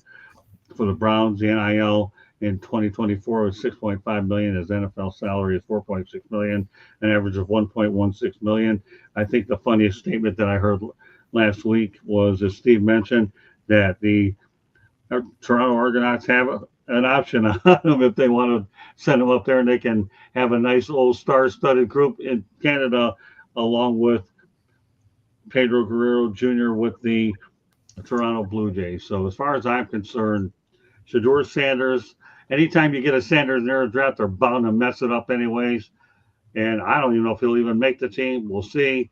That's all I have to say on it. I'm going to defer to everybody else. Chris, give me a good few minutes out of this one, and we'll go around the horn as we get ready to wrap up the show. Go ahead, Chris. What's your thoughts about Shedeur? I'll be so shocked if he don't make the team. Look at this guy, followers. I don't understand the limelight that comes with it, the scrutiny that comes with him and all of that, but it's not. But the kid just needed like I'm one of those big believers. He put his head down that he's going there with the right reasons right now. At least he's showing that he's trying. That right. I think he went to go visit a school. He's doing the little things that whoever's his PR person, he's doing a good job of doing that. That one thing I know, his agent, that he's from the U, his agent, Robert Bailey. So That's a great thing that he that's a good mentor that he can be having, because Robert is a clean cut guy, and I always respect the Robert Bailey. So hopefully that Shedeur that I'm pretty sure that this guy, they want that. I love the buzz for Cleveland right now. You know, hey, you see that Deshaun Watson probably gonna be down with the Achilles still. You know how tough that gonna probably be for him to come back on. And then, hey, what's wrong with kicking the tires? And I know that young man, his father, gonna pretty much guide him and make sure to let him know at least he knows how to come in and be a pro. Who else he can ask better or learn how to be a pro than asking your own father? And that's my take. Great take, as you had all night. Thanks a lot, Chris. You've been awesome tonight. And I talk about one of the best guests I've ever had on the show. You definitely rank up there for what you've done today. I'm so proud of you, Chris. Thanks a lot, pal. All night for great work. All right, Darwin. Yeah. So with Shedeur, I think he landed in a great situation in Cleveland. Even though it's a deep room, I think his only competition this season would be Joe Flacco. And at any point, he could be a starter this season. Probably not out the gate, but the opportunity is there. Lost a lot of money for sure. Still had a extra year to play. Didn't get drafted where he envisioned, where he thought he would be picked. Things happen. But I think situations like this, if you think you're going to be a top 5 pick and you get drafted in the 5th round, I think that gives you a lot of motivation. And with certain athletes, like if you can't give certain athletes or people bulletin board like things, and I think if he's the athlete that he thinks, if he's the athlete that he thinks he is, and that the world thinks he is, then I think that this is going to be a great opportunity in disguise for him.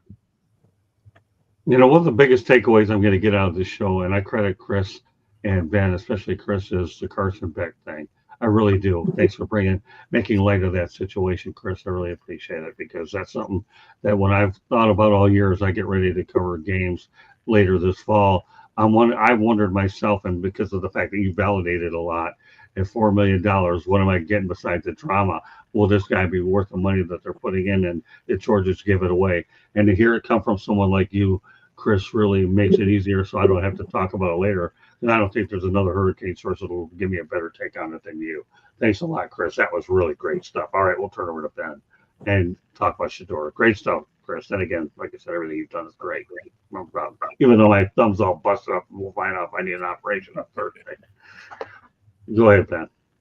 I think it's going to be a great comeback story. I think the thing about Shedeur Sanders is always going to be most puzzling is you never heard nothing from him. Shedeur Sanders did it at 2 schools, did it at Jackson State, did it at Colorado. Yes, his dad makes it so that he got access like we never seen, right? Yes, he's flashing, but he can play football too. And I think the thing about Shedeur Sanders was he just misplayed the pre-draft process. A lot of players do. But it's like this. What if Shedeur Sanders, right? What if Shedeur Sanders would have grabbed his crotch while he's looking at, the opposing team? Or what if he would have got caught with a DUI and running from the police? He wouldn't. Baker Mayfield did all that stuff with number 1. So sometimes it ain't about what you did or didn't do. Sometimes the NFL either like you or don't, fall in love with you or not. But here's the thing. He won at Jackson State. He won at Colorado. If this youngin starts winning in Cleveland, what they going to say? Because the thing about Cleveland is Cleveland ain't never had a winner. Cleveland ain't never. That's where quarterbacks go to die, and whether they get drafted there or not. So I know they got Dylan Gabriel in the 3rd round. Then they get Shedeur in the 5th. Joe Flacco, like we said, though, I think it's going to be Joe Flacco to starter, maybe Dylan Gabriel, and Shedeur Sanders number 3, number 1, 2, and 3. Let me tell you something. Cleveland fans want Shedeur to play. He gonna put him in the seats. And he gonna sell tickets, memorabilia, hot dogs, beer, whatever you want to call it. That is true. If Shedeur Sanders is as good as he's been, because he's a consistent winner. That's the one thing about him. He's a consistent winner. But I'm gonna say this: he's Deion Sanders' son. Like people be like, "What?" Deion Sanders is about as charismatic as it get. You don't think they're gonna wait? You don't think they're gonna flow through his sons? Not just his sons, Shiloh, Shedeur, Deion Sanders Jr. Sometimes, right? Let's just call it what it is. Confidence ain't for everybody. And some people don't like certain people who confident, right? But Shedeur, he's been humbled a little bit, but I like the way he handled it. He didn't run away from it. I did see what he did, Chris, by going to that high school. The young man understands that my brand sells, right? I'm the first Sanders to get drafted that played quarterback. My brother went to Tampa Bay as a free agent, but I hope the best for Shedeur Sanders because say what you want. I want you. I don't know what number he's going to wear because I think Dylan Gabriel asked for the number 2, but he's not wearing number 2. Whatever jersey Shedeur Sanders wear, watch them Cleveland stands. They Well, it's number 12 now. It's 12. Okay, so number 12. Okay, so he number 1 and number 2. He want 1 and 2. I'm number 1 and number 2. Put them together. I think that youngin. I think the thing about Shedeur Sanders is this: if you don't like what he did in the pre-draft process, ask yourself this: you don't know what he did. You don't know what he said. It's all speculation. But the same people that's rooting against him, right? If he starts winning, which I hope he does, I'm gonna see what they're gonna say. But yeah, I mean, he got drafted. I don't know many 5th rounders that's showing up to high schools and people know who they are. Shedeur Sanders can go anywhere in the country and people know him. So it's Cleveland. He gonna have to get. I mean, I don't know what's cold out of Cleveland and Boulder, Colorado. They both get real cold. But I am rooting for that young man. I just think that some of the pre-draft criticism of him was unwarranted because I tell you this all the time. Just because somebody says something about it don't make it true. It don't make it untrue, but don't make it true either. He went in the 5th round. He's the most, he's the most heralded 5th round that ever get drafted. Obviously, Tom Brady is the greatest one. I think he went in the 5th round. And I just think that, hey, man, we just got to wait and see. But to everybody that's listening, if Shedeur Sanders starts winning in Cleveland, because there's a team in Pennsylvania that's still looking for a quarterback, and they wanted to be Aaron Rodgers. If Aaron Rodgers decided to retire, and you had a chance to get Shedeur Sanders 2 or 3 times and you didn't get him, Mike Tomlin, I'm telling you, you've never had a losing season since you've been in the National Football League, and you're gonna bet your farm on a dude named Aaron. We gonna see. I hope it works out. Great take, man. You guys are unbelievable. What an entertainment tonight. All right, Candy. Bear in mind, we got like 15 minutes to go, Candy, and Steve will wrap it up. All I'll just say is Shiloh Sanders signed with the Bucks, and Drew Rosenhaus is arguably one of the best agents out there. That just shows you exactly what the Sanders are getting smarter. And yes, he will put rear ends in the seats, just like Tim Tebow would have put rear ends in the seats had Jacksonville have taken him. That would be for another topic. I just wanted to get that in there. My buddy Dan Edwards up in Jacksonville was impressed with that take when I put it in there because he knew I was right and we were different. So, all right, Candy, go ahead, followed by Steve, and then we wrap it up. So, yes, he slid to the 5th round. Do we know all of the particulars why? No. Does it matter? No. He's going to make it up. Already, he has the number 1 selling jersey of all draftees. So he's already going to make it up. He's got the name for it. He's going to get endorsement deals. He's going to get a lot of other things. What a story if he brings winning back to Cleveland. What a story. Then we'll all be talking about like why did he slide?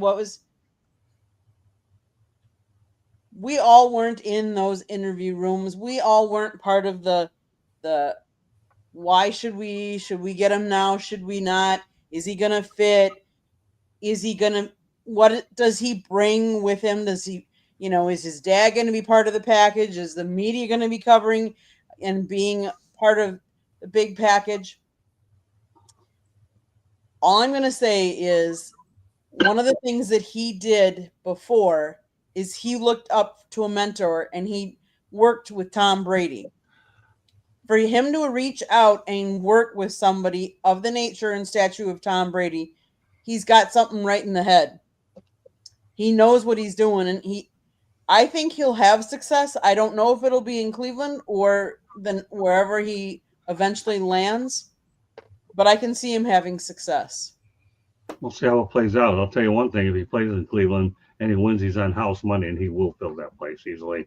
I've been to Cleveland. Cleveland's a really good sports town, and if he wins there, he may be as big as LeBron James when you think about it in its totality, because the Browns haven't won anything and had a great, rich history dating back to Jim Brown. All right, Stephen Reichel, you have the final word on this. Well, I mean, listen, everyone had some great points on it. Obviously, from what I'm hearing is Cleveland owners were the one forcing this pick upon Kevin Stefanski. I don't know if anyone's seen them when the pick was made. They look like somebody had poured some sour milk into their coffee or something, because they didn't look happy. I'll say that much. But regardless, as Chris had already mentioned, Shedeur's doing everything right now. He's already in Cleveland, putting in the work. Already went to go visit some school. Making connection with some of these kids in the area. Having conversation with them, stuff like that. So he's already doing the right thing in that way. So regardless of what he did wrong with the draft process, what his team did wrong, he's there in Cleveland. Regardless if that's where they wanted to be or not, he's in a situation where the Cleveland's been looking for that franchise quarterback for the better part of what. Bernie Kosar's the last big one they had, right? Right. I mean, he's the last one that gave them playoff wins. I think in forever. And this is a team that they've been moved, they've been brought back. This franchise has been tortured and things of that nature. If this is the guy that does it, it's going to make for a great story for that's for certain. It's one of these things where, we can nitpick at this and say, this is the reason why that and whatever, regardless if the owner did force this pick upon them, obviously with them drafting a quarterback ahead of Stefanski and them weren't planning on it, but it seems like that's what kind of happened. So hopefully, like I said, he makes the best of it. He gets in there, learns that playbook, and as we were talking about with Ben on our show with Luther, give them a reason to keep you there. Don't let old man Joe just walk in and take that job and thinking that he's going to do things. Give Kenny Pickett a hard time. Give that kid who was drafted ahead of you headaches. Make him be laying in his bed at night having cold sweats, because what is Shedeur going to do? If he's already got a good handle on what he's doing, he's doing things the right way. In other areas where like we said, everyone's not going to be perfect at this. Even though his dad is Deion Sanders, he's already been through this, that, and the third. We're all humans. We all make mistakes. It's how you come back, and when you actually have your opportunity to show who you are, you show not just who your character is, but who Shedeur Sanders, the football player, is. I think when everything's said and done, Cleveland's going to be happy with this, and this is all going to be a forgotten thing in a matter of months. But we'll see how that all plays out. Hopefully, number 12 does his thing up there in Cleveland. Well, the bottom line is the Browns have a surplus of quarterbacks, so no matter what happens, if they trade one of them, they're going to get something back in return. Great show by everybody tonight. Chris Jones, I can't praise you enough for what you've done tonight, and I look forward to you being on more of these shows, and more importantly, I look forward to us getting together in person as well. I mean, it's just a natural having you on this show with us. Chris, your contributions have been nothing short of outstanding. I'm looking forward to working with you in the future. Thanks for being on. Thanks for having me, guys. I appreciate being with the team tonight. All right, so we're going to go ahead and give Candy an opportunity to do a station break really quickly, and then we'll let everybody know how they get a hold of themselves. And what a show. I also want a special thanks for everybody in the chat room. Candy was outstanding. As usual, we have been spent a little time in here. We have Kenny, we have Eddie Prather was in here. We have a lot of good regulars that come on here. One of them talked about Jerry Rice had a lot of trouble learning the playbook too. That's a good point. And we all know how that turned out as well. So good point. Just getting to those. So I want to thank everybody's contribution. We try to get to as many comments as we can, but when you have this these great group of people here, Candy, to compliment with us other five. To me, it's a dream team as far as I'm concerned. I'm proud of every one of you that contributed. I really am, from the bottom of my heart, top of my heart, whatever I have up in my head. So go figure. Prayers and all that. But Candy Ebling, final station break. Everybody will have an opportunity to go ahead and get a hold of themselves. And I hope for Darwin Kelly, next time you ask me how long a show goes, it goes when we finish. And then I hope one thing, Mr. Kelly, you take from this, you learned an awful lot, so you keep that LinkedIn page and you share the daylights out of this show. Fair enough, Mr. Kelly. Candy, we go to you. South Florida Tribune Publishing Company published a book, Lessons from the Microphone, Tuning into the Enduring Wisdom of Visionary Leaders.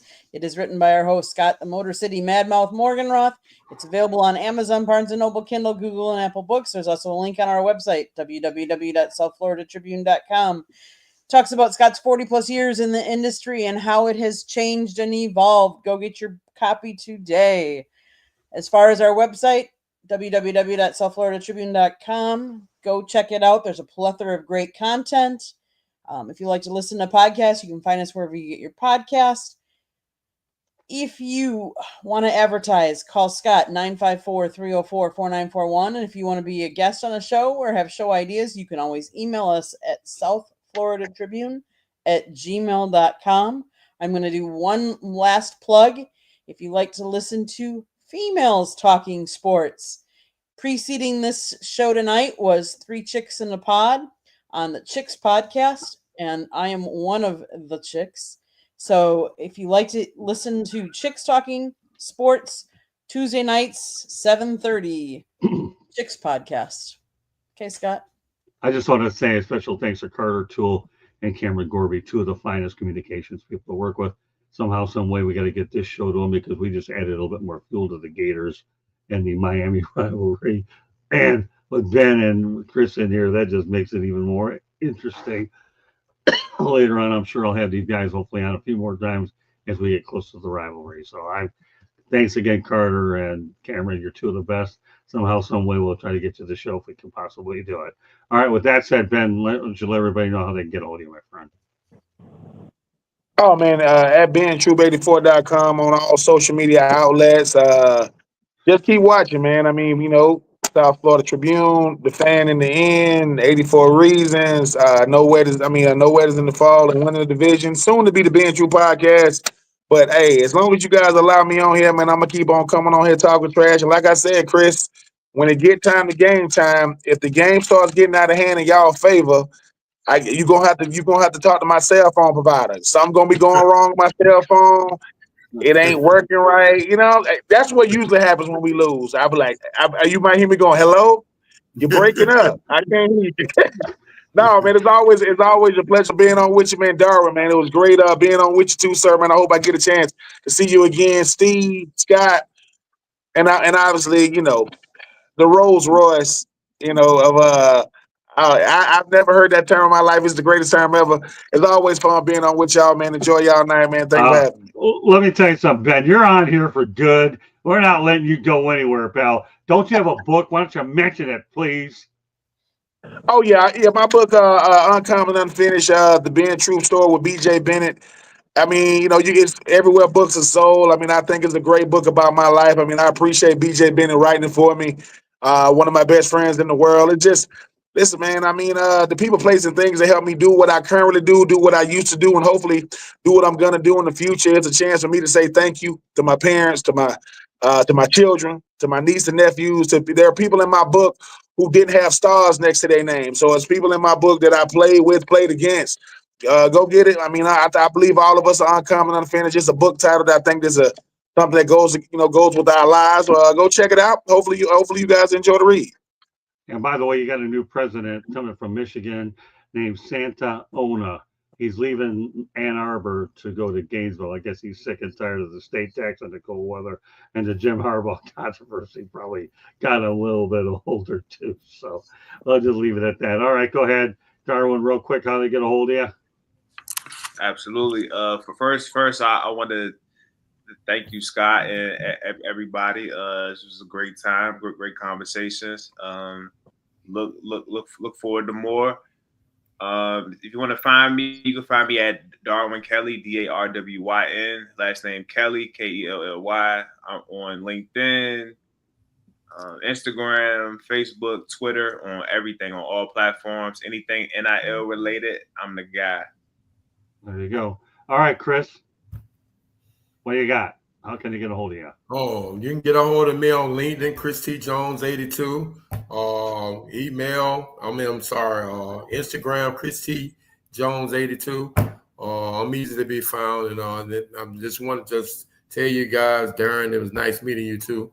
You, Miss Candy, and I'm just happy to be a part of the show tonight, and I really appreciate it, and hopefully you guys let me tag along sometimes. Oh, you tag along anytime you want. I already sent you a request on Instagram. I'll look for you on LinkedIn. Great stuff.